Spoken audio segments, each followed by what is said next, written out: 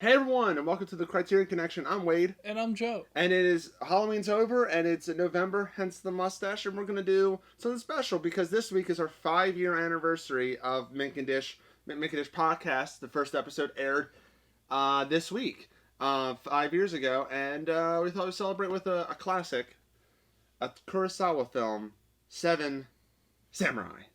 Yes, sir. Yes. This was actually our poll for the 100th episode, but Qui-Gon won that. Another Japanese film. So, yeah, so Seven Samurai, it's been regarded as a masterpiece, a pioneer for movies like, westerns, like Magnificent Seven's based off this. Apparently, I did not know this, A Bug's Life is based kind of around Seven Samurai, which was, like, very interesting. And people were like, now people are wondering, like, what do we think about Seven Samurai? Is it a masterpiece? Is it an amazing film? Is it worth the test of time? Spoiler, it is. Yes. It is. It is. Everything I just said, masterpiece, yeah. Just innovative, yeah. Everything, it just, it's everything you want in a movie. There's a little romance in there, there's action there's drama, there's character depth, there's classism, there's all kinds of things in there. Quintessential Kurosawa. Yes. It's 3.5 hours. It gets everything that is Kurosawa on film. I'll say this. Except for his use of color, which we'll get to with Ron at some point. Yeah. This is a movie that, like, there's so many cool elements about it. And before doing this review, I was like, I want to go through, there's probably a lot of, like, perspectives and a lot of, like, kind of like, college class kind of, like, critiques on YouTube. And I saw a lot of them, and I was like, wow, it's like his movement, there's a lot of movement in this, and I'm like, wow, like, it makes you further appreciate the movie as a whole. Overall, we're kind of following three samurai, well, sort of samurai. You have Kumbai, right? That's how you say his name. He's the older gentleman. Kanbei? Kanbei. We were going to butcher names, sorry. Kanbei, he's kind of like this old, like, war-ridden kind of... Yeah. Like, he's seen some things, but he's kind of the calm one. He's the wisest. Katsushiro. Yes. He's also an Akira. Yes, the Kanbei, the guy who plays Kanbei is the main actor in Akiru, which we did before. And he's fantastic as always. Yes. Then you have Katsushiro, and then you have the other big one is Kikijiro. No. Kikuichi or something? Kikuichi, yeah. Yeah, it's not even his real name. Yes. And I can't even say it. Yeah, so basically it's Toshiro Mifune's character. Yeah, Mifune, yeah. So you have Kumbai. He's like kind of like this old, like he's the wisest of the group. He's the one that's cool at it. He's kind of the head honcho. Yep. And then you have Mifune's character, who's he's young. He's an upstart. He's a hothead. He's not really a samurai. I did see in one critique that like they feel like he may be compared to Goku from Dragon Ball, the manga. Like he's kind of like this more manga character, like protagonists where they're kind of like they're optimistic and they're hungry and they want to get in the action. They do the right thing. Yeah, he wants to prove himself. Yeah. He wants to fight. Like he's in for it for the fighting. Yeah. And the honor. Yeah. And it's up to Kanbei to kind of say like, hold your horses. Like that's not what this is about. Yes. And it really is a fantastic film. I mean, it doesn't feel as long as it is. Once you get sit down and start getting along, like once the movie gets going. Yeah. It's just so much development. Yeah. Like, and it doesn't feel like it lasts too long, even though you could think, like, they're spending all this time in town trying to recruit samurai. But at the end of the day, like, it reveals, like, how difficult it was to find the right guys. Yeah. Like, you had, like, the third character, I feel like, is another third main character, forget his name, the disciple. It starts with M. But it was Katsushiro. Katsushiro, I'm sorry. Yeah, he's the one that wants to be the disciple, and Kanbei goes, "Yeah, no." Yeah, he was like, he's the kind of the third main character. Like you see him, he gets romance, he finds love, and then you see him. He's very like he's bright eyed. He's like, oh man, I want to be a disciple, and I want to be a samurai. And near the end, he's so like almost disinterested at times. He's just like, I feel like he's been through the battles now. He's like, this ain't as cool as I thought it was gonna be. And yeah, and that's what all the veteran samurai are. They're like, it's, it seems glorious, but like when you get through the battle, yeah, you tell me how you feel. When the first samurai died of the 7, like he was upset, and I think that's where he actually saw death of a comrade, and I think he realized that's where the spoils of war kind of that. I think he started realizing what that is. And then there's a great shot in the beginning where you see Mifune's character, his introduction. He's sitting on the ground and he's staring at Kumbai, and he's looking at. You see, like he's sitting, but he's standing, and it's like kind of like he's further along. This one is like new. He's kind of like the smaller of the two, but he really proves himself. I mean, he's great. Mifune is he's the MVP of this movie. He's like, so good. His speech about how like his character is so detestable at times, but like you just can't help, like just like the other samurai, they just can't help but like want him around. Yeah, especially the one that's like he's kind of the jokester. Yeah, he makes the post the flag, and it's like, oh, this the triangle, that's him, because you know, gal or whatever, and everyone start laughing, and it's just like. But like I like about Mifune, he runs away from his problems a lot. Like when he's upset, he runs away. And yeah, and he also. But then he also runs towards the battle. Yeah, he tries to confront things in a brute force way, where it doesn't always work, or he tries to prove himself too much. Like he gets an idea in his head and it kind of sticks, even if he doesn't think things through. But he's a very proud guy. He's very honorable at most times. Like he sticks to, I mean, a code. I don't know if it's necessarily the same code as everybody else, but he sticks to his code. Yeah. And he has experience, as we find out later. He's a former farmer who was orphaned, and he really that speech where he talks about the farmers. He wants to be a samurai, but even more when he hears about what they're doing, he wants to be involved. Yeah. And he wants to make these bandits pay. I like that scene where he's like the farmers, they hide their rice from us. It's because of you, because the samurai ruined everything for them. That whole speech is amazing. It's a great speech. There's also another iconic scene that also introduces another samurai, is the master swordsman, the sparring match. So good. And he's cool. Like he catches he's like a Clint Eastwood. Yes. Like in this movie. He catches the disciple with the farmer girl, and he's like, I'm not gonna tell anyone, but this is your problem. You're gonna have to do this.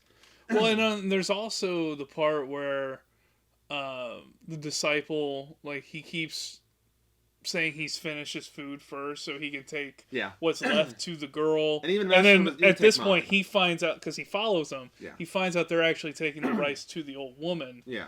And he goes, no, you can take mine this time. Yeah. And then that's when they reveal, like, to everybody about this old woman who has no family. And she's like, I want to die. Yeah. And the samurai, like... There's talk about the other world. So... the length of the movie helps it, because you see these samurai guys who are normally fairly selfish. Loners. They're loners. Yeah. They don't... I mean, a lot of them are, at this point, they're just ronin. They don't really serve anybody besides, like, they're mercenaries. Yeah. And when... I mean, it takes a while, but you get them all to sign on, neither for money nor glory. They go to help these farmers out. Yeah. And then they become more and more attached to everybody. They start understanding the situation better, and they're like, we have to succeed. Yeah. And god damn, like, the battle strategies that they're throwing around is just... It really makes you believe that these guys, had been in battle. But one of the battles I like is when they show the map, And you're like, now we know the geography. Yep. Now we know everything. We know where things are, and it all culminates to like I like how there's intermission. You appreciate intermission, especially this movie really helps with intermission. If you have a 3-hour movie, have an intermission. Yeah. Just in general for future Hollywood people, it's nice. It and this one's perfectly placed halfway in the movie. Yes. It's like, okay, we're getting now to dealing with the bandits. The big time like conflict coming up. Yeah, then we get to the conflict and it's just like awesome. And then there's the last battle with the rain and everything's muddy and just like everything's the rain, the wind. Oh, Mifune, it's his shining moment is I guess we can spoil it, but he gets shot. Yeah, he gets shot and he's like, I'm not going down without taking you down. Yeah, so and he takes the dude down, badass. Yeah, in that sequence, they think they've won, but 2 of the bandits have hidden out with all the women. One of them has a musket. They're like the top end guys, and one of them has a musket, and it takes out the master swordsman from behind, and then Mifune turns around and he starts trying to snuff out where he is. The guy shoots him, and it just doesn't stop him. Yeah. And he keeps pushing. He pushes into the building. Yeah. And the guy finds the guy, and I mean, this is a musket. Like the guy can't reload that fast. And he's just backing up, like, what the hell? And Mifune takes him out in his last bit of life. He fucking stabs the dude, and the guy falls into the muck, and then Mifune's just dead. Yeah, and we end up with 3 out of the 7 samurai. You have Kumbai, who's the main one. Yeah, you also have his, Katsushiro, the bald guy, who's like kind of like his... And Shichijiro, which is one of Kanbei's old friends. Yeah. Those 3 live. All the other guys, like Gorobe, doesn't make it. Oh, he doesn't last long. No, he lasted a lot longer. The one that didn't... The jokester didn't last very long. He didn't last too long. But it wasn't his fault. Yeah. That was them, again, being a little too greedy. And then one guy kind of goes off script, and that's what ends up happening is the guy, he goes to try and save Rikichi, and he gets shot because they didn't know they had muskets at the time. It's just, and it's also, the muskets is kind of like, that's where the future is going. Mm-hmm. So it's kind of like an old versus... This is the dying out of the samurai. Yeah. At this period. It's such a good movie. God damn it. Yeah, it's so good. You feel for all the villagers. Like you get to know people's personalities. Like you start noticing people by body posture. Like you don't even know who it is, but you can see the way they're standing. Or how they hold his sword. Like Mifune holds his sword. Like well, Mifune's character. What I love the small details. His sword's too big. Yeah. And that's the first clue for everybody. Yeah. For anybody who knows, like his sword's a little too big for him, so obviously he's not a real, brought along samurai, but he's just kind of carries himself. There's even little things like when Kumbai he rubs his head every time he Kumbai rubs his head every time he's nervous. Yeah, or he's thinking. Yeah, like it's little details like that that really make it just masterful. Like I said, it's 3.5 hours, but it doesn't feel 3.5 hours. You get the great shots. You have the mounds on the hill, the graves with the sword sticking everything. The flag and the because Mifune's character, he's like when things start feeling rough, he gets the flag and he charges up to the top of the building and he plants it. And then that draws out the bandits. And then it not just draws them out, but it gives them like a morale boost. Like it's like it may be one less of us, but we're going to kick ass. Yeah, we're going to kick ass and take names. Yeah. It's going to be all of us against them. Yeah, and it's great, and it's a cool story where a bunch of misfit, rugged guys come in and help this town in need, and kind of help the town fight for themselves. Because there's a point, they're like, oh, bandits ain't so tough, and then you see Kanbei and a couple of the other samurai laugh about it, like, these people are like getting a spine, feeling empowered, and it's such a great part of that movie. It's very empowering, very just everything about it is just fantastic. So I guess it's the dumb question, Joe. Buy, rent, or skip. This is a buy 100 times over. Go buy Magnificent Seven. Hell, even go buy the remake if you want. Yeah. Like, get the show, get the anime. get everything. Get the anime. Samurai 7, yeah. Samurai 7, the anime is pretty good. Yeah. I'm gonna say buy 2. My case is over there, but yeah, I own the Blu-ray. I watched it last night. I own the Blu-ray. Mm-hmm. You know, the book's over there, so you can read the little book. I say buy, especially the Criterion edition. Definitely buy the Criterion edition. Geez, like it's a cool like. It's got cool sets. It comes with the book. It comes with the DVD, the Blu-ray, and it has supplements. I've not watched supplements yet, but this is definitely one of those, like, they talk about it as one of the best movies of all time, and it holds up. Like, and you watch it, everywhere. and it does. Yeah. It is one of the best movies of all time. Yes. So that's our thoughts on Seven Samurai. Let us know in the comment section below what you think about Seven Samurai. Do you think it's the worst movie ever made? Probably there's going to be no comments there on that. But just tell us what your other favorite Kurosawa film we have not. We've only done it's Akira. mostly going to be corrections on names. We've only done Akira, right? For Kurosawa? We did Dreams, didn't we? I believe we did Dreams. Yeah, so we've done 2, now 3 Kurosawa. Give us more. What's another Kurosawa film we should do that's on the Criterion Collection? Kagemusha. There's Ran. Yes. Rashomon. Yes. You know, there's Hidden Fortress. Yeah. There's Throne of Blood. Yes.